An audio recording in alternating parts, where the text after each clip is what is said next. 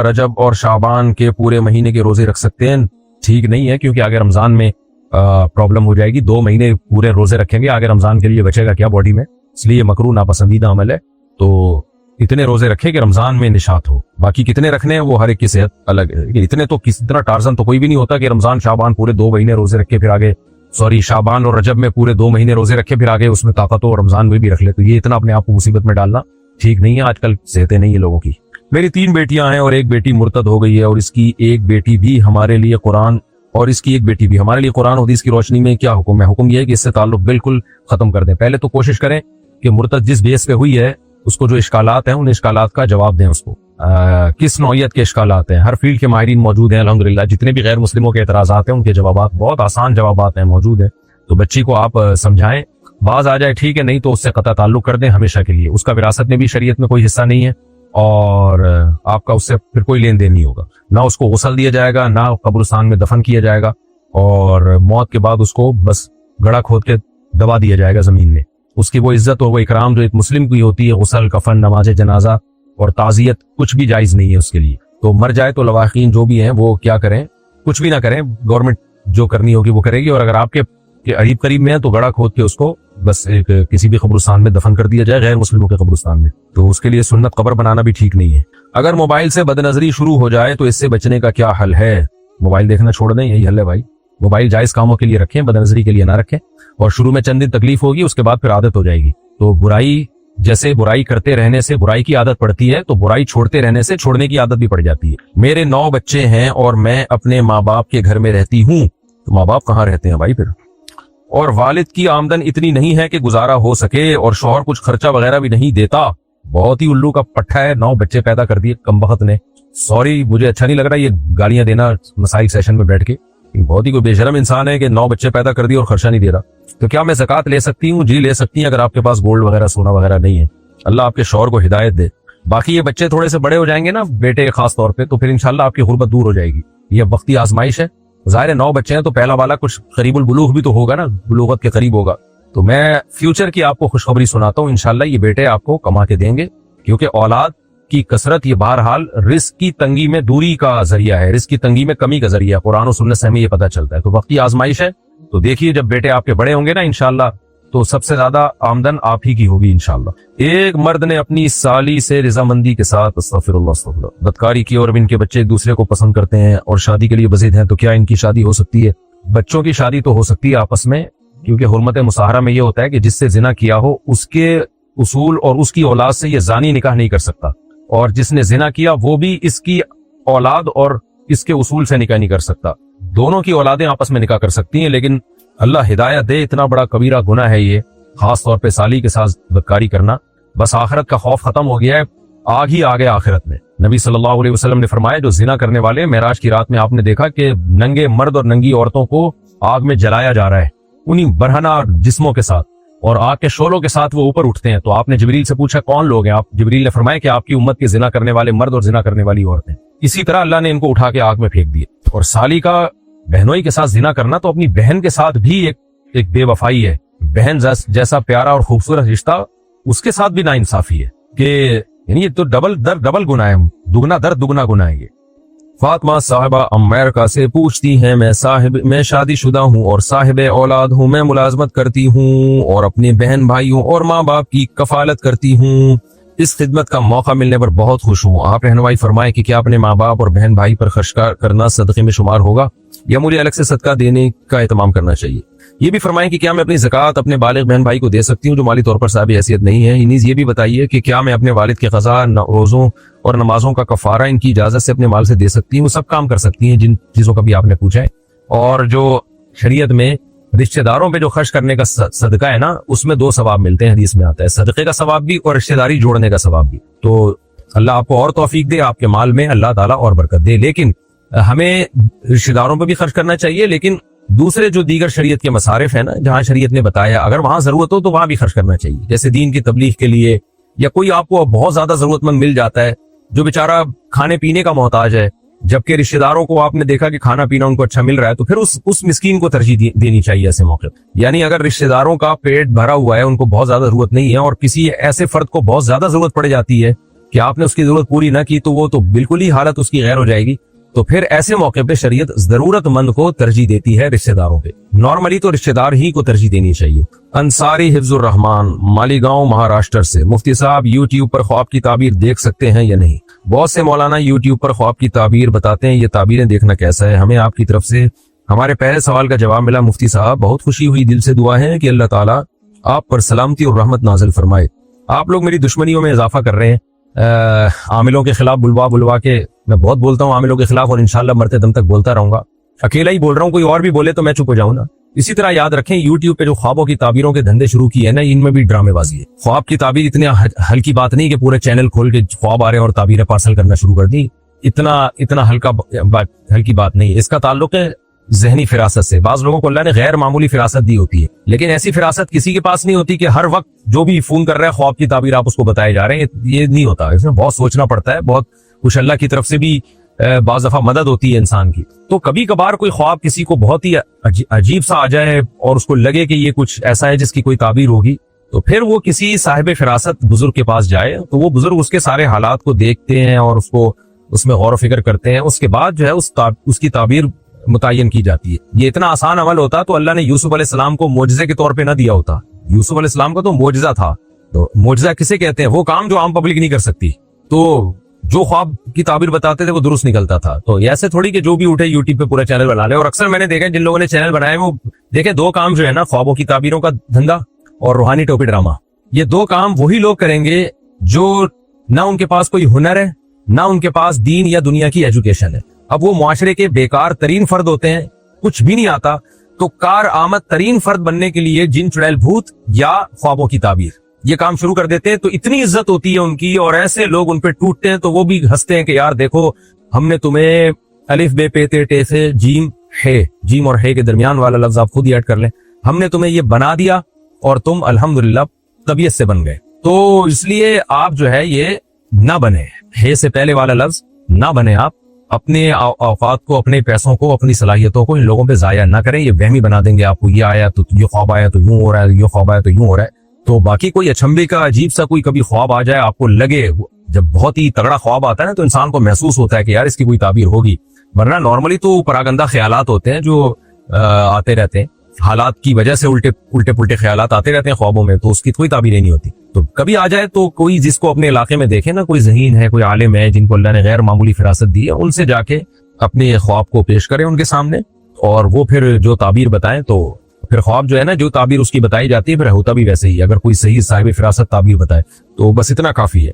باقی اپنی جاگتی حالت کو زیادہ فوکس کریں. سوتے میں کیا دیکھ رہے ہیں اس کو نہیں, جاگتے میں کچھ الٹا سیدھا نظر آ رہا ہے تو پھر مجھے بھی بتائیں آپ. تو جاگتے میں اگر صحیح نارمل حالت چل رہی ہے تو پھر سیٹ ہے سر. میرا مسئلہ یہ ہے کہ غسل میں اگر ناک کے اندر 3 بار اچھی طرح پانی نہ جائے تو کیا ہم 3 بار سے زیادہ پانی ڈال سکتے ہیں؟ نہیں ڈال سکتے, کیونکہ وہم بڑھے گا آپ کا اور جو ہے پوری ٹینکی خالی ہو جائے گی. جس کا 3 بار میں بھی پانی نہ جائے نا ناک میں, اس کا مطلب اس کا واٹر پروف ناک ہے, اس کی اب یہ نہیں جا سکتا. شریعت نے 3 بار رکھا ہی اس لیے کہ 1 بار میں بعض دفعہ نہیں جاتا, 2 بار ہو جائے گا, 3 بار ہو جائے گا, بس 3 بار کافی ہے. اسی میں ہو جائے تو ہو جائے. ہاں کہ اس کو کسی کو وہم کی بیماری نہیں ہے اور غلطی سے اس کی ناک میں یوں پانی لے جا رہا تھا, بعض دفعہ کونی ادھر لگ گئی, پانی گر گیا, پھر اس کو شک ہوتا ہے کہ یار پانی پہنچا نہیں, وہ 3 بار سے زیادہ کر لے. لیکن نارمل آدمی کو اس کی اجازت نہیں ہے. آج کل وہم کے پیشنٹ بہت زیادہ ہیں اور بہت بڑھتے ہی چلے جا رہے ہیں. تو 3 دفعہ میں بھی جس کمبخت کی ناک صاف نہ ہو, اس کا مطلب یہ سروس اسٹیشن جائے اور وہاں جا کے صاف کروائے. پاکستان سے کسی نے پوچھا, میں نے پہلے جاندار چیزوں کی پینٹنگز بنائی ہوئی تھی, مگر اب حرام ہونے کا پتہ چلا تو حلال پینٹنگ بنانا چاہتی ہوں, لیکن جو پہلے بنائی ہوئی ہیں ان کا کیا کرنا چاہیے؟ اور اگر ان غیر پتہ نہیں کیا لکھا ہوا یہ لکھ دیا جائے تو کیا ان پینٹنگز کی معافی مل سکتی ہے؟ اور اگر کسی جانور کی پینٹنگ بنا کر اس پر غیر الحیہ واللہ عالم یہ کیا لکھا ہوا ہے انہوں نے لکھ دیا جائے تو کیا وہ بھی شرک ہوگا؟ جاندار کے چہرے کی جو آپ نے پینٹنگ بنائی ہے اس کو مسخ ہی کرنا پڑے گا, آئندہ بھی نہ بنائیں, اور جو پہلے بنا چکی ہیں ان کے چہروں کو آپ مٹا دیں. تو ورنہ کیونکہ نبی صلی اللہ علیہ وسلم نے تصویر کے مٹانے کا حکم دیا, بخاری مسلم کی حدیث ہیں. حضرت علی کو باقاعدہ اس مشن پہ بھیجا تھا مدینہ میں آپ صلی اللہ علیہ وسلم نے, مدینہ شہر میں, کہ جہاں کوئی تصویر نظر آئے مٹا دو اس کو. تو اسلام میں شدید ضرورت کے بغیر آپ مثال یعنی جو پرنٹڈ تصویر ہے وہ نہیں رکھ سکتے آپ. نبی صلی اللہ علیہ وسلم نے فرمایا ان من اشد الناس عذابا یوم القیامۃ المصورون, سب سے سخت ترین عذاب تصویر بنانے والے کو ہوگا, تو اس سے اجتناب کریں. بنت ایوب یو کیسے, میرے بھائی نے اپنے سالے کی بیٹی گود لی تھی, اب اس بچی کی شادی ہو رہی ہے, اب نکاح نامے پر اگر وہ میرے بھائی کا نام ولدیت کے طور پر لکھ دے تو کیا نکاح صحیح ہوگا, یا ولدیت پر کوئی بھی نام نہ لکھیں تو کیا یہ صحیح ہوگا, جبکہ اس بچی کے والدین حیات ہیں اور میرے بھائی کا انتقال ہو چکا ہے. بچی کے اوریجنل ابا کا نام لکھنا پڑے گا تمام ڈاکومنٹس میں بھی اور نکاح نامے میں بھی. یہ بہت بڑا گناہ ہے کہ ابا کا نام ہی نہ لکھا جائے یا ابا کے علاوہ کسی اور کا نام لکھ دیا جائے. قرآن نے صاف طور پر اس سے منع کیا ہے. محمد شعیب چاندپور بجنور انڈیا سے, غیر محرم لڑکی کا موبائل میں فوٹو دیکھنا کیسا ہے جبکہ وہ اس دنیا سے رخصت ہو گئی ہو؟ ٹھیک نہیں ہے بھائی, کیوں لڑکی کا فوٹو دیکھ رہے ہیں آپ بلا وجہ. سعد احمد میاں چنو سے, کیا قرآن مجید کا صرف اردو ترجمہ شائع کر سکتے ہیں؟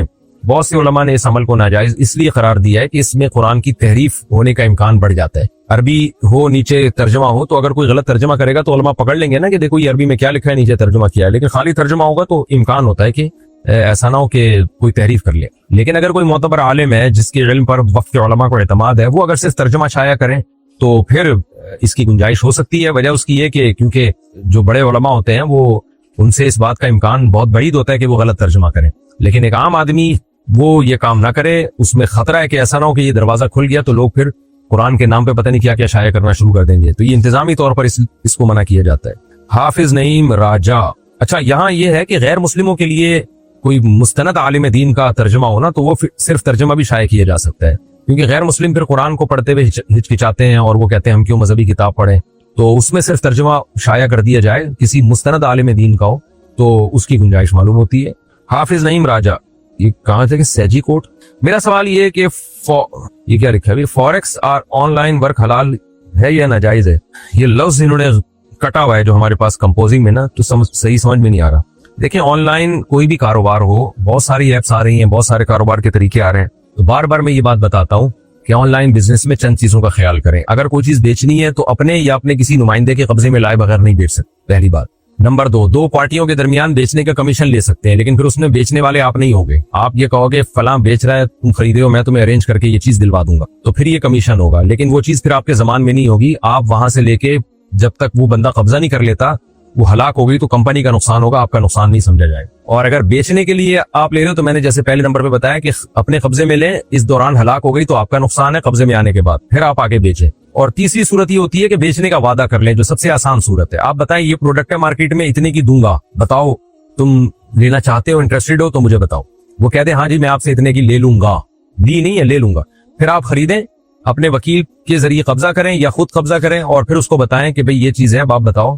تو اس دوران اس کو یہ حق ہوگا کہ وہ واپس کر دے آپ کو, اور اس دوران یہ چیز ہلاک ہو گئی یعنی قبضے میں آنے کے بعد تو آپ کا نقصان ہے, کمپنی کا نقصان نہیں. تو پھر آپ لے جا کے اس کو بیچ دیتے ہیں. تو یہ بیچنے کا وعدہ تھا, بیچا نہیں ہے, لیکن اس کو یہ آپشن ہوگا اس وعدے میں کہ وہ جو بائر ہے نا وہ مکر بھی سکتا ہے, کہہ رہا ہے میں نے وعدہ تو کیا تھا لیکن اب میرا موڈ نہیں ہے خریدنے. یہ 3 طریقوں کے علاوہ آن لائن جو خرید و فروخت کے طریقے چل رہے ہیں وہ جائز نہیں ہے.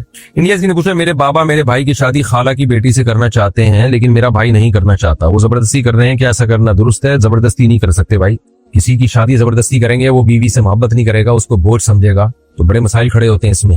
محمد جنید بھورا والا, منگنی کے بعد منگیتر سے بات کرنے کے لیے سری نکاح کرنا کیسا ہے اپنے دوست کو گواہ بنا کر تاکہ گناہ سے بچ جائے؟ یہ جو ہے نا لڑکے سری نکاح کرتے ہیں, اس کے سائیڈ ایفیکٹ بہت زیادہ ہوتے ہیں. تو لڑکی کا اپنے ولی کی اجازت کے بغیر نکاح کرنا بھی عام حالات میں قابل تعریف نہیں ہے. جب منگنی ہو گئی ہے تو یا تو ڈٹ جاؤ, جا کے بولو کہ ایسی کی تیسی میری شادی کراؤ ورنہ میں رشتہ توڑ رہا ہوں, کہیں اور شادی کر رہا ہوں. ایسے بدماشی سے کام کریں. یہ خفیہ نکاح اس کے سائیڈ ایفیکٹ لڑکیوں کو بہت زیادہ ہوتے ہیں. لڑکا تو کر لیتا ہے, اس کے بعد چھپ چھپ کے ملتا رہتا ہے اور پھر اس جب بعض دفعہ پریگننسی ہو جاتی ہے اور بعض دفعہ آپس میں اتنے پھٹے ہو جاتے ہیں, لڑکا اس کو چھوڑ دیتا ہے, بہت زیادہ مسائل ہوتے ہیں. تو جب ایک چیز پراپر وے میں ہو رہی ہے تھوڑا صبر کر لو, ٹائم سے پہلے آگے بھاگنے کی کوشش کیوں کر رہے ہو؟ اور اگر صبر نہیں ہو رہا تو لڑکی والوں کو بتا دو بھائی مجھ سے صبر نہیں ہو رہا ہے یا مجھے جلدی ہے نکاح کی, آپ نے اگر دینی اپنی بیٹی دے دیں, ادروائز میں منگنی توڑ کے کہیں اور شادی کر رہا ہوں. عبد الرحمان صاحب انڈیا سے پوچھتے ہیں میں جہیز کے خلاف ہوں مگر لڑکی کا شوق ہے کہ اس کے گھر والے اس کو تحفے کے طور پر چیزیں اور سامان بھیجیں, تو گفٹ قبول کرنا جائز ہے یا نہیں؟ آپ مضبوط لہجے میں لڑکی والوں کو بتا دیں کہ مجھے جہیز بالکل بھی نہیں چاہیے, ڈرامے بازی نہ کریں اس میں. بعض دفعہ اوپر سے کہہ رہے ہوتے ہیں, اندر اندر سے ہوتا ہے کہ چاہیے, تو پھر بھی وہ دے رہے ہیں تو پھر یہ آپ کا ہیڈک نہیں ہے. پھر لڑائی جھگڑا نہ کریں, اس سے اختلافات ہوتے ہیں, لڑائیاں ہوتی ہیں. وہ اپنی بیٹی کو دے رہے ہیں تو آپ پھر زبردستی نہیں روک سکتے. شمس الدین علی احمد خان انڈیا سے, کیا گدھے کا گوشت کھانا مکروہ ہے؟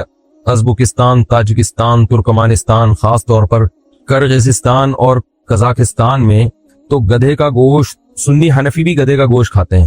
اور یہ بھی سوال ہے کہ مکروہ کام کرنے سے کیا انسان کو گناہ ملتا ہے؟ گدھے کا گوشت حرام ہے بھائی, صحیح حدیث ہے, حنفی ہو یا شافی ہو سب کے نزدیک حرام ہے. لاہور میں کھلایا گیا تھا, وہ بھی غلطی سے, جان کر وہاں بھی نہیں کھایا گیا ہے, تو حرام ہے, ناجائز ہے, نہیں کھائے گدھے کا گوشت, کوئی مکروہ نہیں ہے. اور اگر کوئی کھا رہا ہے تو اس کو منع کریں کہ انسان بنو, گدھے کی یہ کیا کھا رہے ہو تم. فہد صاحب کوئٹہ سے, کچھ عرصے قبل ایک مسجد میں موجود تھا, مغرب کی نماز کے بعد پہلے بیان ہوا, پھر نعت پڑھی گئی, اس کے بعد اندھیرا کر کے کلمہ طیبہ وغیرہ کا زور زور سے ورد کیا گیا. بدعتی تو ایسا کرتے ہی ہیں, کیا اہل حق علماء کے نزدیک بھی ایسا کرنا درست ہے؟ دیکھیں, مسجدوں میں اس طرح اوپنلی اندھیرا کر کے اجتماعی ذکر کرنا یہ بلا شبہ بدعت عمل ہے, کیونکہ مسجد میں جب عام پبلک آئی ہوئی ہے تو آپ ان کو وہی طریقہ بتائیں جو سنت سے ثابت ہے. تو یہ طریقہ اجتماعی ذکر, اس طرح سے لوگوں کو اکٹھا کرنا اور پھر جہرن ذکر کروانا, یہ اجتماعی حیت, یہ تداعی ہو رہی ہے نا. اس میں کوئی بھی اجتماعی عبادت آپ علی سبیل تداعی نہیں کر سکتے. علی سبیل تداعی کا مطلب ہوتا ہے لوگوں کو باقاعدہ پراپر بلا کے اعلان کر کے. اس کی مثال ایسے جیسے اشراق کی نماز 2 رکعت پڑھتے ہیں لوگ, تو ہر آدمی اپنے طریقے سے پڑھ رہا ہوتا ہے. اگر امام اعلان کرے تمام حضرات سے گزارش ہے آ جائیں جی اشراق کی جماعت ہو رہی ہے, یہ بدعت عمل بن جائے گا. تراویح رمضان میں ہے کہ آپ رمضان میں نوافل 20 رکعتیں پڑھتے ہیں اعلان کر کے, لیکن رمضان جیسی گزرے گا امام صاحب اعلان کریں کہ بھی آ جائیں جی تمام حضرات, ہم 10 رکعتیں یا 20 رکعتیں یا 30 رکعتیں ہم جماعت سے پڑھ رہے ہیں, تو یہ بدعت عمل کہلائے گا.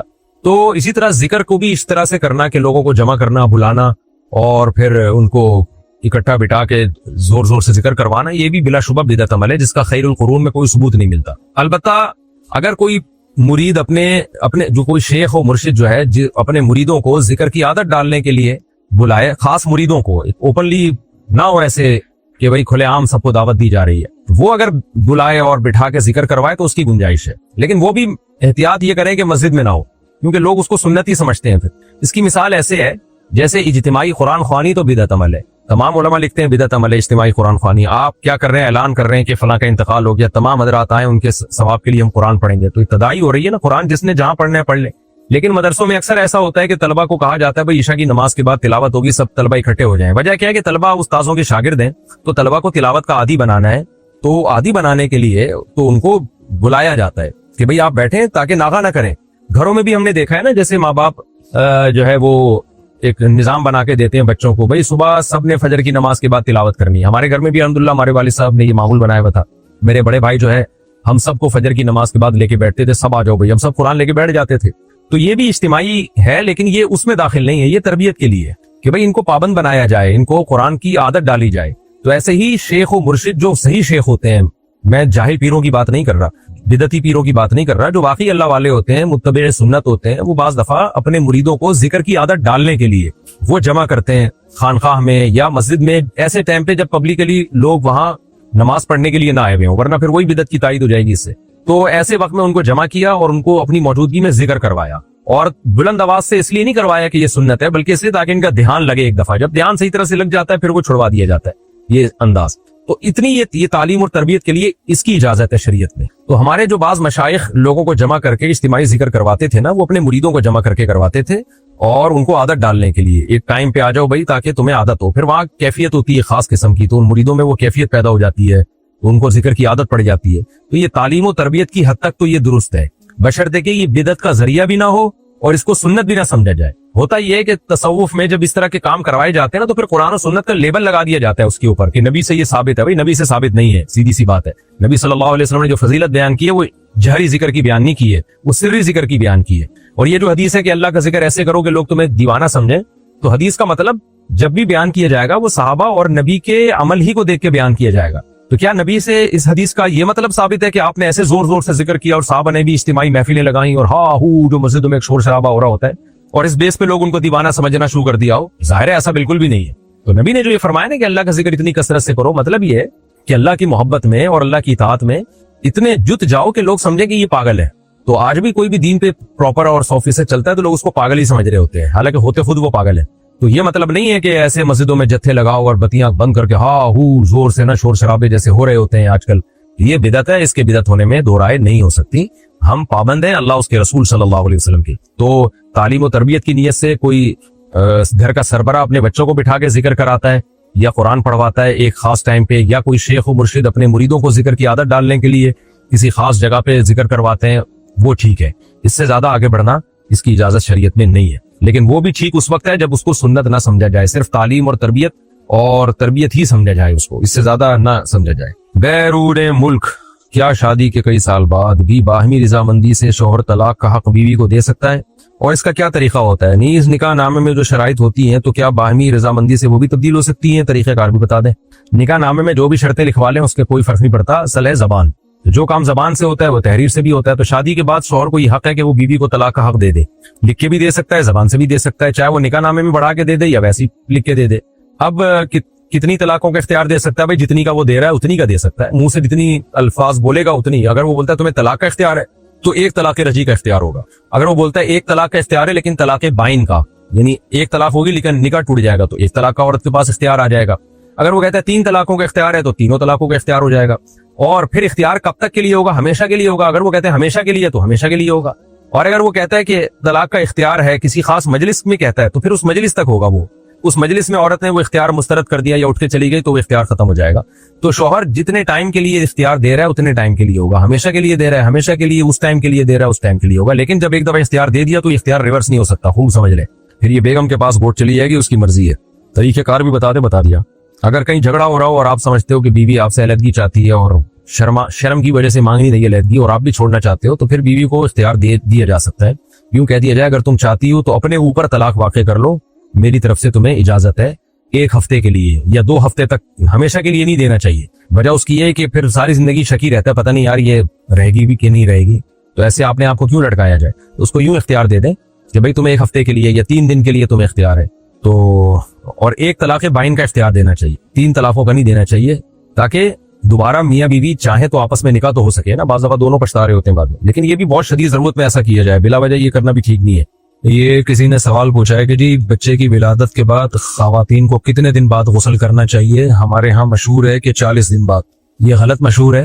40 دن آخری مدت ہے, انتہائی مدت ہے. اصل یہ ہے کہ عورت کچھ جب بچے کی ولادت ہوتی ہے تو بلیڈنگ ہوتی ہے, خون آتا ہے, وہ نفاس کا خون کہلاتا ہے. تو جتنے دن میں وہ بند ہو جائے گا غسل کر کے نماز پڑھنا لازم ہے. 40 دن انتہائی مدت ہے. کہ اگر 40 دن میں